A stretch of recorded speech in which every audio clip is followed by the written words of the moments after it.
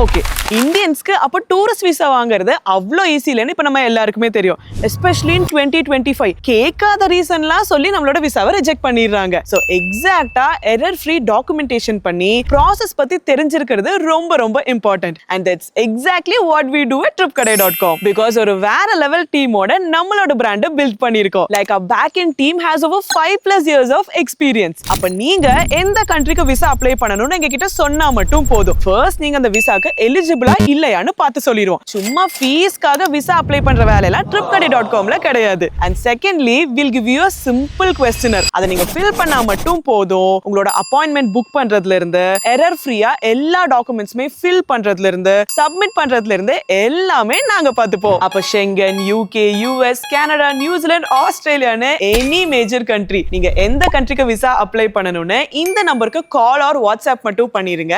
உங்களோட டீடைல்ஸை கலெக்ட் பண்ணி நான் என்னோட டீம் உங்களுக்கு கால் பேக் பண்ண சொல்றேன். டாடா.